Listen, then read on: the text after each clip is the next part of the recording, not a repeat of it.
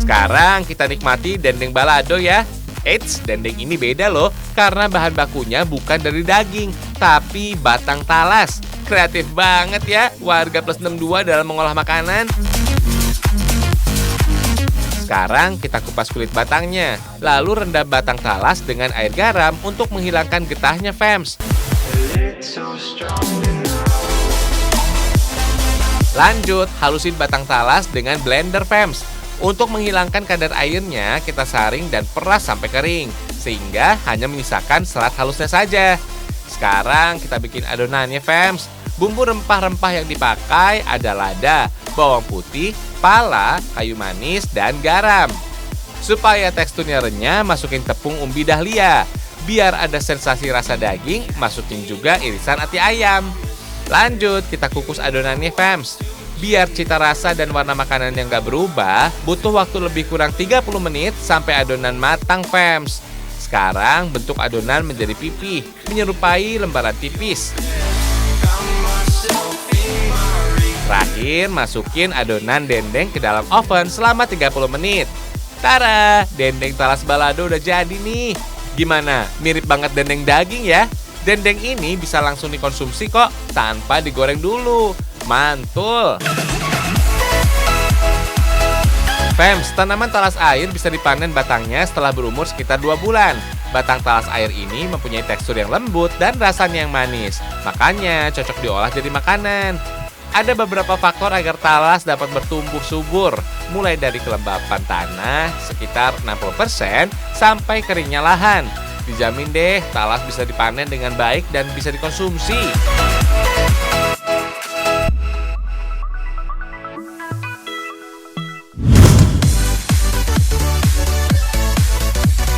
Selain gagape, masih ada sajian berkuah khas dari wilayah Butatoa, fams. Namanya sop ubi.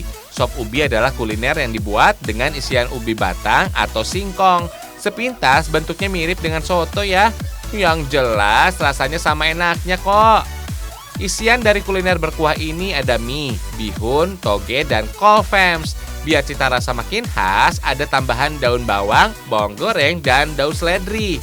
Yang paling penting sih siraman kuah kaldu yang bikin nikmat. Telur rebus dan kacang bisa jadi tambahan dalam menikmati sop ubi ini, fams. Cita rasa yang gurih menjadi keunggulan bagi kuliner berkuah ini. Singkong dalam menu ini bisa memberikan manfaat kesehatan loh. Sebagai sumber pati resisten, singkong dapat meningkatkan kesehatan usus. Bahkan singkong juga dapat mendukung berat badan tetap ideal tuh. Kandungan karbohidrat kompleksnya dapat membantu tubuh tetap kenyang dalam jangka waktu yang lebih lama dan mencegah makan berlebih. Mantap!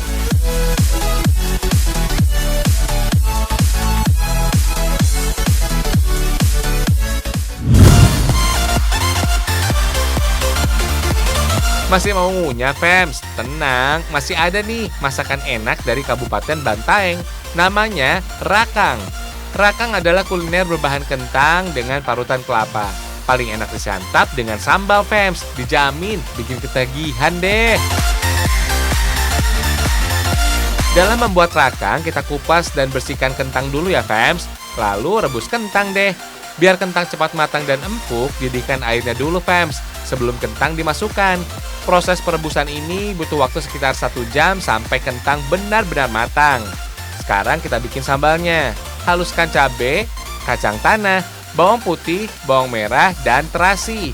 Biar sambalnya nikmat, haluskan bumbu secara rata, fams. Berikutnya campur sambal halus dengan potongan tomat. Jangan lupa kasih kecap, daun kemangi, dan potongan jeruk purut biar cita rasanya lebih segar. Sekarang kasih parutan kelapa di atas kentang rebus yang sudah matang. Nggak cuma gurih, parutan kelapa juga bisa meningkatkan fungsi otak dan meningkatkan kekebalan tubuh loh. Waktunya makan-makan nih. Walaupun cara bikinnya sederhana, ternyata rasanya luar biasa, fams. Gurihnya parutan kelapa dengan kentang yang berpadu dengan asam pedas sambal pasti bikin lupa sama timbangan. Hihihi, lupa diet maksudnya. Nggak cuma enak aja, kentang juga dikenal sebagai sumber karbohidrat alami, fams. Kentang juga bermanfaat membantu mengendalikan gula darah, menjadi tekanan darah normal, dan mengontrol berat badan. Cocok nih buat yang lagi diet.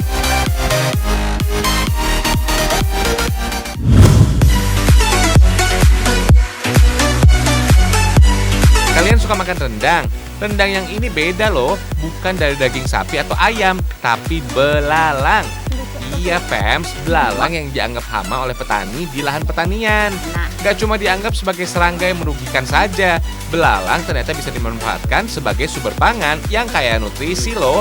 Katanya belalang bisa mengobati sakit kuning, kejang, dan infeksi sumsum tulang loh. Wah, sakti ya. Sekarang kita bikin rendang belalangnya deh. Bumbu harus dihaluskan dulu, Fems. Setelah halus, bumbu dimasak dengan santan. Selama nggak dikonsumsi berlebihan, santan ternyata cukup menyehatkan, Fems. Lemak santan bisa menghasilkan energi dan mempercepat metabolisme dalam tubuh. Santan juga mengandung asam lemak laurik yang mirip dengan lemak ASI loh. Santan juga mengandung vitamin dan mineral yang baik untuk tubuh tuh. Sekarang masukin belalangnya deh. Aduk-aduk sampai kadar airnya terus berkurang ya. Oh iya, proses memasak inilah yang disebut dengan merandang. Dalam bahasa Minang, meradang berarti masak yang lama. Maklum ya, proses masak rendang bisa makan waktu lebih dari 3 jam. Proses masak ini juga bisa membuat rendang tahan lama. Kelezatan rendang juga bukan rahasia lagi ya. Rendang dinobatkan sebagai kuliner terlezat di dunia pada tahun 2011. Mantap!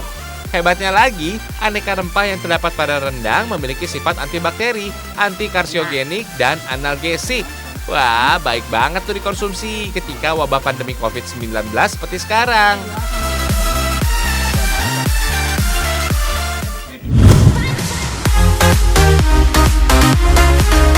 Kalau yang ini, Fems, disebut dengan sambal walang goreng alias sambal belalang goreng. Kok makannya rebutan gitu sih? Hehehe, rasanya emang enak banget sih. Sambal belalang goreng ini teksturnya crispy dan gurih di lidah. Juara deh rasanya. Daging belalang juga bermanfaat loh. Nutrisi di dalamnya bisa menetralisir racun dalam tubuh, sehingga bisa mencegah berbagai penyakit di dalam tubuh. Kandungan proteinnya juga bisa membantu perkembangan kecerdasan otak. Tapi ingat, jangan konsumsi berlebihan. Terkadang protein pada belalang bisa menimbulkan alergi. Walang dan bumbunya udah siap nih. Langsung kita bikin aja ya. Sebelum dimasak, walang harus dibuang bagian sayap dan kakinya dulu. Jangan lupa bersihin juga isi perutnya, biar cita rasa walang nggak pahit dan bisa meminimalisir alergi. Sekarang halusin bawang merah dan bawang putih, Fems. Jangan lupa cabai merah dan cabai rawitnya. Sebelum digoreng, walang harus direbus sampai warnanya kecoklatan. Lalu tumis bumbu halus. Cukup pakai api kecil aja ya, biar bumbu nggak gosong dan matang sempurna. Masukin deh belalang goreng. Aduk-aduk sampai rata, Fems. Biar makin komplit, kita bikin juga belalang tepungnya. Oh iya, kalau kalian gak mau repot mengolah belalangnya, ada kok yang jual di pasar dalam bentuk sudah digoreng. Nanti tinggal kasih bumbu aja sesuai selera. Oh iya, hewan yang kaya protein, nutrisi, kalsium, dan vitamin ini menjadi makanan khas dari Kabupaten Gunung Kidul. Dulu belalang menjadi menu alternatif karena sulitnya bahan makanan. Kalau sekarang sih udah jadi kuliner yang diburu. Fems, hewan yang habitatnya pada tumbuhan ini dapat melompat sejauh 20 kali dari panjang tubuhnya tanpa menggunakan sayap. For your info nih, belalang juga mempunyai lebih kurang 11.000 spesies. Hewan ini tidak menyukai iklim yang dingin karena sulit untuk berkembang biak. Umur belalang dewasa juga bergantung pada iklim, Fems. Di tempat yang hangat, belalang mampu hidup selama beberapa tahun.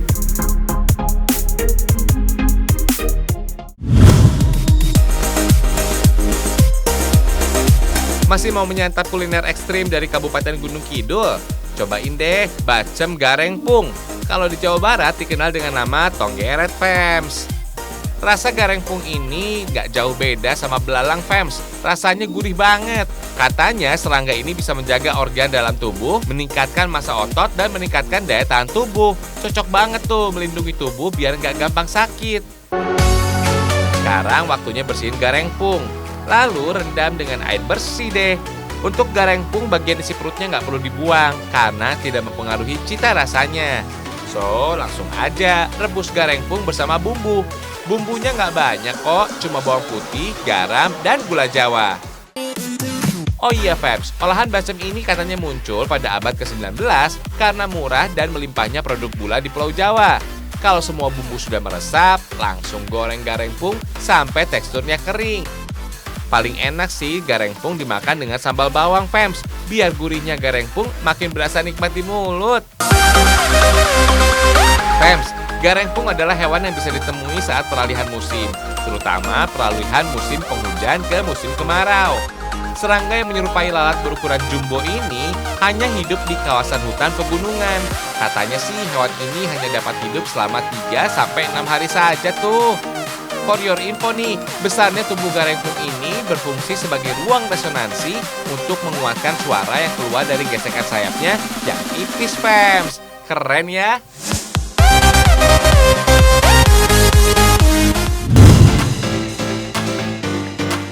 Habis menikmati kuliner bercita rasa pedas, paling mantep disegerin sama minuman dingin. Es goyobot khas Garut kayaknya mantul nih Fems. Es berisi goyobot, kelapa muda, mutiara, alpukat, potongan roti, kuah santan, gula, dan krimer kental manis.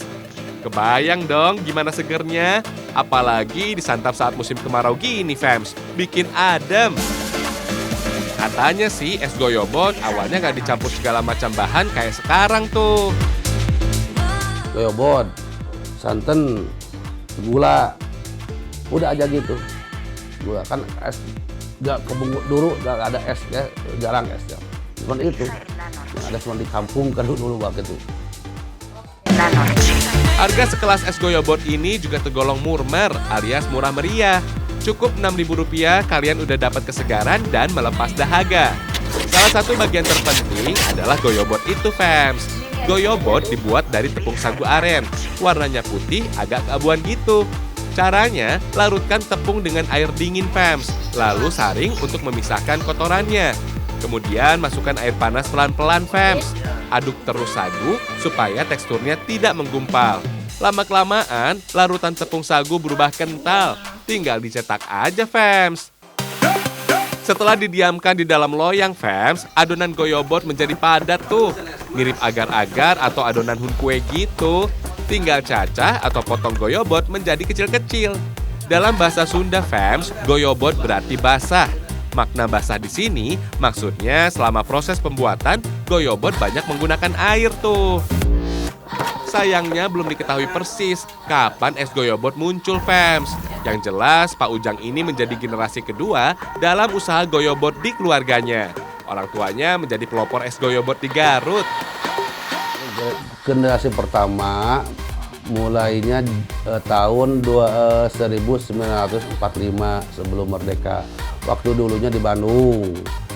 Di Bandung ngungsi ke Garut, waktu di Bandung itu Bandung Lautan Api yang...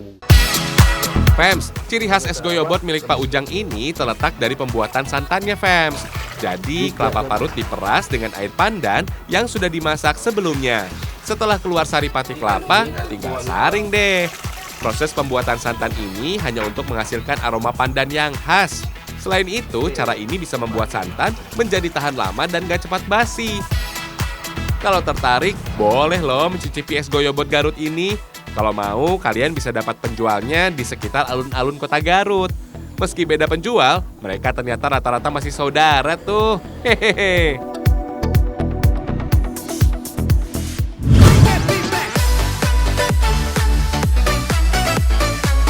Ngomongin makanan enak, Indonesia juaranya, Fems. Misalnya, kuliner dari Kabupaten Bantaeng, Provinsi Sulawesi Selatan. Ini namanya gagape dan kaloli. Fems, gagape adalah sajian kuliner khas Bantaeng yang mirip sama opor ayam. Bedanya, gagape diolah dengan kelapa sangrai. Sedangkan kalau penampakannya mirip lepet yang ada di Pulau Jawa. Cita rasa gagape yang kaya rempah seolah melengkapi kaloli yang memiliki rasa tawar, Fems. Jadi emang jodohnya gitu, kayak aku sama kamu. Hahaha. Bagi masyarakat Bantaeng, kaloli menjadi makanan wajib saat perayaan Hari Raya Idul Fitri dan Idul Adha loh. Sekarang Sekarang kita bikin gagapenya dulu, fams. Kali ini gagape dibuat dengan ayam kampung. Katanya sih ayam kampung lebih sehat dari ayam negeri alias ayam pedaging loh. Soalnya ayam kampung dirawat secara alami di alam liar. Biar rasa bumbu lebih nikmat, haluskan secara tradisional ya fams, supaya minyak alami bumbu keluar secara maksimal. Langsung tumis aja ya. Kalau sudah matang, masukin daging ayam kampung fams. Jangan lupa masukin kuah santan biar daging ayamnya memiliki cita rasa gurih dan teksturnya empuk. Proses memasaknya kira-kira butuh waktu sekitar 30 menit sampai bumbu meresap ke dalam daging. Sekarang tinggal bikin pendampingnya aja nih, yaitu kaloli. Kaloli ini biasanya dibungkus dengan daun aren fams. Jangan lupa pisahin dulu bagian tulang dan daunnya ya. Lalu gulung daun aren sampai terbentuk layaknya pembungkus fams. Walaupun kelihatannya sederhana, ternyata butuh keahlian khusus. Kalau salah, hasilnya nggak bakal sempurna tuh. Sekarang langsung masukin beras ke dalam daun aren fams. Beras yang digunakan bisa jenis beras ketan ataupun beras biasa. Pokoknya sesuaikan dengan selera kalian aja ya. Biar nggak rusak, ikat keempat buah kaloli dalam satu bagian. Waktunya perebusan nih. Biasanya butuh waktu sekitar 3 jam sampai kaloli matang fams. Setelah matang bisa langsung disantap bareng gagapenya fams. Selamat makan!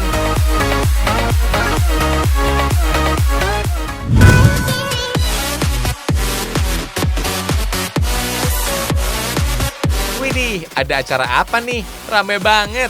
Ternyata ada tradisi jokong fams. Bagi masyarakat Lombok, bayi yang baru lahir diyakini bisa membawa rezeki berlimpah bagi keluarga. Sebagai bentuk rasa syukur, keluarga biasanya menggelar acara selamatan. Fams, jokong adalah kue tradisional yang sudah jarang ditemui. Bentuknya menyerupai cerorot. Bedanya bisa dilihat dari pembungkusnya, dari daun kelapa. Sedangkan jongkong memakai daun pisang. Sekarang campur santan, gula merah, nangka, dan garam. Selain rasa karamel yang manis, gula merah juga punya banyak manfaat, seperti meningkatkan energi dan metabolisme tubuh. Aduk biar santan mengental ya. Masukkan santan ke dalam campuran tepung deh. Selanjutnya saring supaya beras dari ampas tepung dan tekstur jongkong benar-benar lembut. Adonan jongkong tinggal bungkus dalam daun pisang. Gak usah sampai penuh, cukup 3/4 bagian aja karena adonannya bisa mengembang. Daun pisang mengandung antioksidan. Kandungan polifenolnya juga bisa menambahkan rasa nikmat makanan. Langsung kukus aja yuk. Butuh waktu sekitar 1 jam sampai jongkong matang sempurna. Kalau sudah matang, sajikan. Mantul!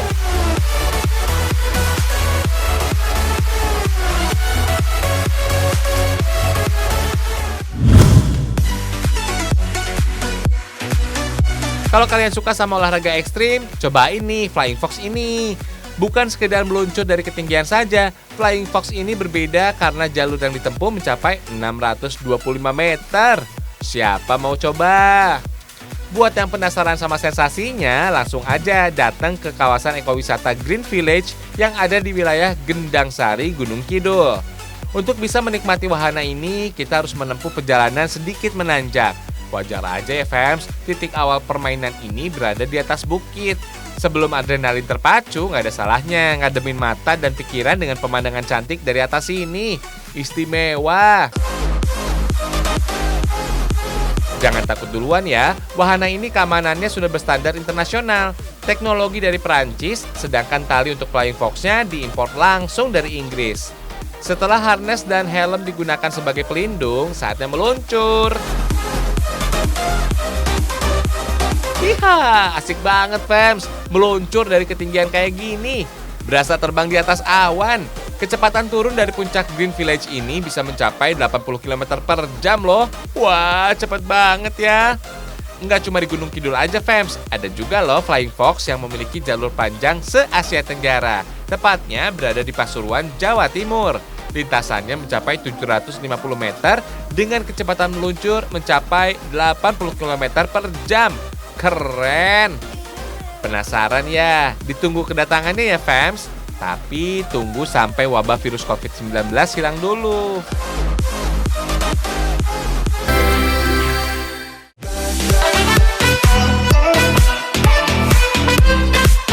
Kalau sudah 30 menit, saatnya berpisah nih.